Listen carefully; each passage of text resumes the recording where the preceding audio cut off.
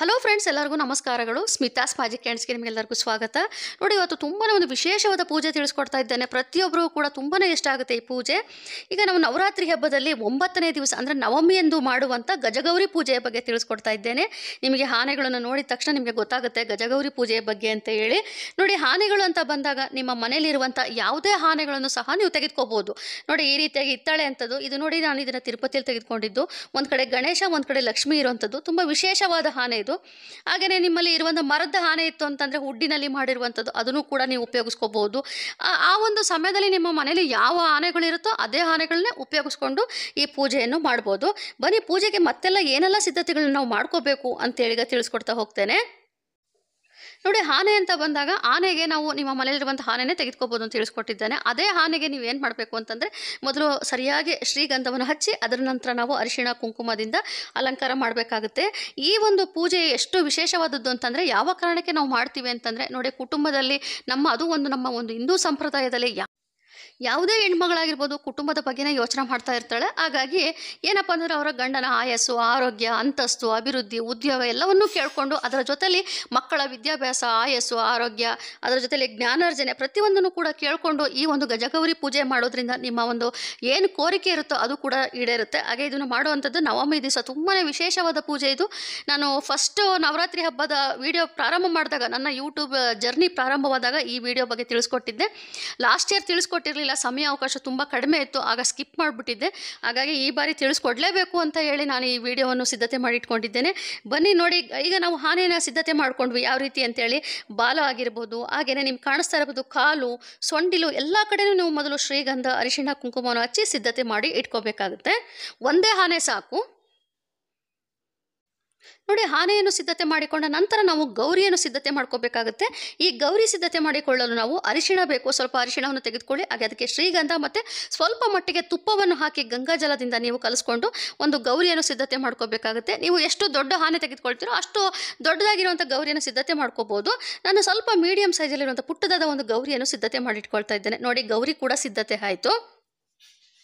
2 ವಿಳೆದೆಲೆಯನ್ನು ತೆಗೆದುಕೋಬೇಕು. ಅದರ ಮೇಲೆ ಶ್ರೀಗಂಧ, ಅರಿಶಿಣ ಕುಂಕುಮವನ್ನು ಹಚ್ಚಿ ಆ ಗೌರಿಯನ್ನು ನಾವು ಪ್ರತಿಷ್ಠಾಪನೆ ಮಾಡ್ಕೋಬೇಕು. ಅದರ ನಂತರ ಪೀಠ ಅಲಂಕಾರ. ಪೀಠ ಅಂತ ಬಂದಾಗ ಈ ರಂಗೋಲಿಯನ್ನು ಈಗಾಗಲೇ ನಾನು ನಿಮಗೆ ತಿಳಿಸ್ಕೊಟ್ಟಿದ್ದೇನೆ ಯಾವ ರೀತಿ ಹಾಕಬೇಕು ಅಂತೇಳಿ. ಆ ರಂಗೋಲಿಯನ್ನು ಹಾಕಿ ಅದರ ನಂತರ ನಾವು ನಿಮ್ಮ ಮನೇಲಿರುವಂಥ ಮನೆ ದೇವರ ಫೋಟೋ ಆಗಿರ್ಬೋದು, ಚಾಮುಂಡೇಶ್ವರಿ ಫೋಟೋ ಆಗಿರ್ಬೋದು, ನಿಮ್ಮ ಇಷ್ಟ ದೇವರಾಗಿರ್ಬೋದು, ಯಾವುದೇ ಒಂದು ಅಮ್ಮನವರ ಫೋಟೋ ಆಗಿರ್ಬೋದು, ಫೋಟೋವನ್ನು ಇಟ್ಟು ಮೊದಲು ಫೋಟೋಗೆ ಅಲಂಕಾರ ಮಾಡಿ ಅದರ ನಂತರ ನಿಮ್ಮ ಮನೇಲಿರುವಂಥ ಎಷ್ಟು ಆನೆಗಳಿದೆ ಅಷ್ಟು ಆನೆಗಳನ್ನು ಕೂಡ ಜೋಡಣೆ ಮಾಡಿ ನೋಡೋದಕ್ಕೆ ತುಂಬ ಸುಂದರವಾಗಿರುತ್ತೆ. ನಂತರದಲ್ಲಿ ನೋಡಿ, ಗಜಗೌರಿ ಪೂಜೆ ಸಿದ್ಧತೆ ಹೇಗಿರಬೇಕು ಅಂತ ತಿಳಿಸ್ಕೊಡ್ತಾ ಇದ್ದೇನೆ.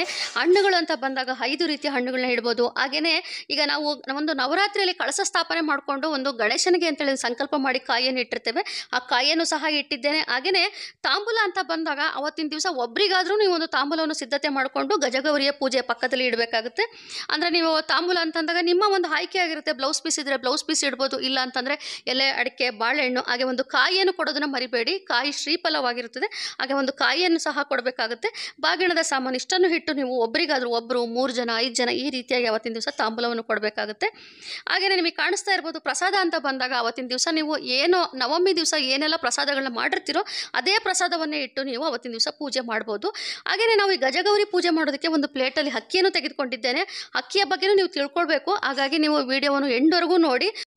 ಹಾಗೆಯೇ ಗಜಗೌರಿ ಪೂಜೆಯಲ್ಲಿ ನಿಮ್ಮ ಮನೇಲಿ ಪುಟ್ಟದಾಗಿ ಬೀಸಕಲ್ಲು ಅವೆಲ್ಲವನ್ನು ಇಟ್ಕೊಂಡಿದ್ರೆ ಅದನ್ನು ಸಹ ಅವತ್ತಿನ ದಿವಸ ಇಟ್ಟು ಪೂಜೆ ಮಾಡಬೇಕಾಗುತ್ತೆ.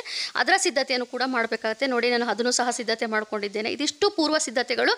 ನಾವು ಏನೇ ಪೂಜೆ ಮಾಡಬೇಕಂದ್ರೆ ಮೊದಲು ಗಣೇಶನ ಪೂಜೆ ಮಾಡಿ ಅದರ ನಂತರವೇ ನಾವು ಬೇರೆ ಪೂಜೆಗಳು ಮಾಡಬೇಕಾಗಿರೋದ್ರಿಂದ ಗಣೇಶನಿಗೆ ಮೊದಲು ಗರಿಕೆಯನ್ನು ಇಟ್ಟು ನಮಸ್ಕಾರ ಮಾಡಿಕೊಂಡು ಅದರ ನಂತರ ನಾವು ಗಜಗೌರಿಯ ಪೂಜೆಯನ್ನು ಪ್ರಾರಂಭ ಮಾಡಬೇಕಾಗುತ್ತೆ. ಅಕ್ಕಿಯ ಮೇಲೆ 2 ವಿಳೆದೆಲೆಯನ್ನು ಹಿಡಿ. ವಿಳೆದೆಲೆ ಮೇಲೆ ನಾವು ಸ್ವಲ್ಪ ಅಕ್ಷತೆಯನ್ನು ಹಾಕಿ ಅದರ ನಂತರ ನಾವು ಒಂದು ಆನೆಯನ್ನು ಏನು ಸಿದ್ಧತೆ ಮಾಡಿ ಇಟ್ಕೊಂಡಿರ್ತೀವೋ ಆನೆಯನ್ನು ಅದರ ಮೇಲೆ ಪ್ರತಿಷ್ಠಾಪನೆ ಮಾಡ್ಕೋಬೇಕು. ಆನೆಯ ಬೆನ್ನಿನ ಮೇಲೆ ನಾವು ಗೌರಮ್ಮನನ್ನು ಪ್ರತಿಷ್ಠಾಪನೆ ಮಾಡ್ಕೋಬೇಕು. ಈಗಾಗಲೇ ನಿಮಗೆ ಗೌರಿಯ ಬಗ್ಗೆ ತಿಳಿಸ್ಕೊಟ್ಟಿದ್ದೇನೆ. ಆ ಒಂದು 2 ವಿಳೆದೆಲೆ ಮೇಲೆ ಗೌರಮ್ಮನ ಪ್ರತಿಷ್ಠಾಪನೆ ಮಾಡಿಕೊಂಡು ಆನೆಯ ಬೆನ್ನಿನ ಮೇಲೆ ಇಡಬೇಕಾಗುತ್ತೆ. ಅದರ ನಂತರ ಗೌರಮ್ಮನಿಗೆ ನಾವು ಅರಿಶಿಣ ಕುಂಕುಮವನ್ನು ಹಚ್ಚಿ ನಾವು ಗೆಜ್ಜೆ ವಸ್ತ್ರವನ್ನು ಸಹ ಹಾಕಿ ಹಾಗೆ ಹೂವಿಂದ ಅಲಂಕಾರ ಮಾಡಬೇಕು. ಈ ಅಮ್ಮನವ್ರನ್ನ ಪೂಜೆ ಮಾಡಬೇಕಾದ್ರೆ ಓಂ ಶ್ರೀ ಗಜಗೌರಿ ದೇವತಾಯೇ ನಮಃ, ಓಂ ಶ್ರೀ ಗಜಗೌರಿ ದೇವತಾಯೇ ನಮಃ ಅಂತ ಹೇಳಿ ನೀವು 9 ಬಾರಿ ಹೇಳ್ಕೊಂಡು ನೀವು ಪೂಜೆಯನ್ನು ಮಾಡಬೇಕಾಗುತ್ತೆ. ಹಾಗೆ ಗೌರಿ ಅಷ್ಟಾತ್ರವನ್ನು ಹೇಳ್ಕೊಂಡು ಕುಂಕುಮಾರ್ಚನೆ ಮಾಡೋದು ಕೂಡ ತುಂಬಾ ಒಂದು ಪ್ರಮುಖವಾದದ್ದು. ಅಂದಿನ ದಿವಸ ನೀವು ಕುಂಕುಮಾರ್ಚನೆಯೂ ಸಹ ಮಾಡಿ. ಯಾಕೆ ಅಂತಂದರೆ ನವಮಿ ದಿವಸ ನಾವು ಸಿದ್ಧಿದಾತ್ರಿ ಅಮ್ಮನವರ ಸಹ ಪೂಜೆ ಮಾಡ್ತೇವೆ, ಹಾಗೆ ಈ ಗಜಗೌರಿ ಪೂಜೆನೂ ಸಹ ಮಾಡ್ತೇವೆ. ಹಾಗೆಯೇ ಅವತ್ತಿನ ದಿವಸ ವಿಶೇಷವಾಗಿ ಆಯುಧ ಪೂಜೆನೂ ಸಹ ನಾವು ಮಾಡ್ತಾ ಇರ್ತೇವೆ. ನೋಡಿ, ಊದ್ಬತ್ತಿಯನ್ನು ಬೆಳಗ್ಗೆ ನಾವು ಧೂಪವನ್ನು ಹಚ್ಚಿ ಅಷ್ಟೋತ್ತರವನ್ನು ಮಾಡಿಕೊಂಡು, ಅಂದರೆ ಗಜಗೌರಿ ಅಷ್ಟೋತ್ತರ ಅಂತೇಳಿ ನಿಮಗೆ ಗೂಗಲ್ ಸರ್ಚ್ ಮಾಡಿದ್ರೆ ಸಿಗುತ್ತೆ, ಇಲ್ಲಾಂದರೆ ನಾನು ಡಿಸ್ಕ್ರಿಪ್ಷನ್ ಬಾಕ್ಸಲ್ಲಿ ಆದಷ್ಟು ಹಾಕೋದಕ್ಕೆ ಪ್ರಯತ್ನ ಪಡ್ತೇನೆ. ಗಜಗೌರಿ ಅಂದರೆ ಗೌರಿ ಅಷ್ಟೋತ್ತರವನ್ನು ಹೇಳಿಕೊಂಡು ನೀವು ಪೂಜೆಯನ್ನು ಮಾಡಿಕೊಂಡು ಅದರ ನಂತರ ನೀವು ಮಹಾಮಂಗಳಾರತಿಯನ್ನು ಮಾಡಬೇಕಾಗುತ್ತೆ. ಇದಿಷ್ಟು ನೀವು ಒಂದು ನವಮಿ ದಿವಸ ಮಾಡಬೇಕಾಗಿರುವಂಥ ಗಜಗೌರಿ ಪೂಜೆ. ಹಾಗೆಯೇ ಈ ಅಮ್ಮನವ್ರನ್ನ ಪೂಜೆ ನಾವು ಯಾವ ಕಾರಣಕ್ಕೋಸ್ಕರ ಮಾಡಬೇಕು ಅಂತಂದರೆ, ನೋಡಿ ನಿಮಗೆ ಇನ್ನೊಂದು ವಿಷಯಗಳು ಹೇಳಬೇಕು. ಏನಪ್ಪ ಅಂತಂದರೆ, ಮಹಾಭಾರತದಲ್ಲಿ ಕುಂತಿ ಮತ್ತು ಗಾಂಧಾರಿ ಇಬ್ಬರೂ ಕೂಡ ಈ ಗಜಗೌರಿ ಪೂಜೆಯನ್ನು ಮಾಡಿರ್ತಾರಂತೆ. ಆದರೆ ಅದರಲ್ಲಿ ಉತ್ತರ ಅಂದರೆ ತುಂಬ ಸಂಪೂರ್ಣವಾಗಿ ಫಲ ಸಿಕ್ಕಿದ್ದು ಕುಂತಿಗೆ ಮಾತ್ರ ಸಿಕ್ಕಿರುತ್ತೆ, ಗಾಂಧಾರಿಗೆ ಸಿಕ್ಕಿರೋದಿಲ್ಲ. ಹಾಗಾಗಿ ನಾವು ಯಾವುದೇ ಒಂದು ಪೂಜೆ ಮಾಡಿದ್ರೂ ಅಷ್ಟೇ ನಾವು ನಂಬಿಕೆ ಇಟ್ಟು ಮಾಡಬೇಕು. ಕೆಲವೊಂದು ಸರಿ ನಮಗೆ ಸಿಗುವಂಥ ಫಲಗಳು ನಿಧಾನ ಆಗಿದ್ರೂ ಕೂಡ ಆದರೆ ಅದ್ರ ಕೊನೆವರೆಗೂ ನಮಗೆ ಫಲ ಸಿಕ್ಕೇ ಸಿಗುತ್ತೆ. ಹಾಗಾಗಿ ನಂಬಿಕೆ ಇಟ್ಟು ನಾವು ಈ ಪೂಜೆ ಮಾಡೋದ್ರಿಂದ ನಮ್ಮ ಎಲ್ಲ ಕಷ್ಟಗಳನ್ನು ಕೂಡ ಪರಿಹಾರ ಮಾಡ್ಕೋಬೋದು. ಈಗ ಮಕ್ಕಳ ವಿದ್ಯಾಭ್ಯಾಸದಲ್ಲಿ ಏನಪ್ಪ ಅಂದರೆ ತುಂಬ ಕಿರಿಕಿರಿ ಮಾಡ್ತಾ ಇರ್ತಾರೆ, ಓದೋದಕ್ಕೆ ಇಷ್ಟನೇ ಮಾಡ್ತಾ ಇರೋದಿಲ್ಲ, ಒಂಥರ ನನಗೆ ಇಷ್ಟ ಇಲ್ಲ ಅಂತಿರ್ತಾರೆ, ಸ್ವಲ್ಪ ಆಟ ಆಡೋ ಮನಸ್ಸು ಅವ್ರದ್ದು ಮಕ್ಕಳಿಗೆ ಜಾಸ್ತಿ. ಅಂಥ ಒಂದು ಸಮಯದಲ್ಲಿ ನೀವು ಈ ಒಂದು ಪೂಜೆಯನ್ನು ಮಾಡಿಕೊಂಡು ಅಮ್ಮನವ್ರ ಹತ್ರ ಬೇಡ್ಕೊಂಡಾಗ ಮಕ್ಕಳಲ್ಲೂ ಕೂಡ ಬದಲಾವಣೆಗಳಾಗುತ್ತೆ, ಕುಟುಂಬದಲ್ಲೂ ಕೂಡ ಬದಲಾವಣೆಗಳಾಗುತ್ತೆ. ಒಳ್ಳೆ ರೀತಿಯಲ್ಲಿ ನೀವು ಕೂಡ ಜೀವನವನ್ನು ಖುಷಿಯಾಗಿ ನೀವು ಜೀವನವನ್ನು ನಡೆಸ್ಬೋದು. ಹಾಗೆಯೇ ಪೂಜಾ ಸಮಯ ಅಂತ ಬಂದಾಗ ನಾವು ನವಮಿ ದಿವಸ ಸಿದ್ಧಿದಾತ್ರಿ ಅಮ್ಮನವರ ಪೂಜೆ ಮಾಡ್ತೇವೆ.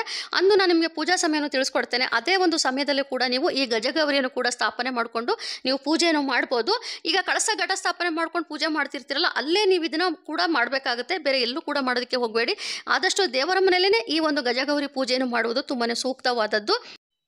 ಮುಂದಿನ ವಿಡಿಯೋದಲ್ಲಿ ನಾನು ಸಿದ್ಧಿದಾತ್ರಿ ಅಮ್ಮನವರ ಬಗ್ಗೆನೂ ಕೂಡ ಸಂಪೂರ್ಣ ಮಾಹಿತಿ ಕೊಡ್ತೇನೆ. ಹಾಗೆ ಆಯುಧ ಪೂಜೆದ ಬಗ್ಗೆನೂ ಕೂಡ ಸಾಕಷ್ಟು ಮಾಹಿತಿಗಳನ್ನ ಕೊಡಬೇಕು ಅಂತ ಅಂದ್ಕೊಂಡಿದ್ದೀನಿ. ಅದ್ರ ಬಗ್ಗೆನೂ ಕೂಡ ಆದಷ್ಟು ಬೇಗ ತಿಳಿಸ್ಕೊಡ್ತೇನೆ.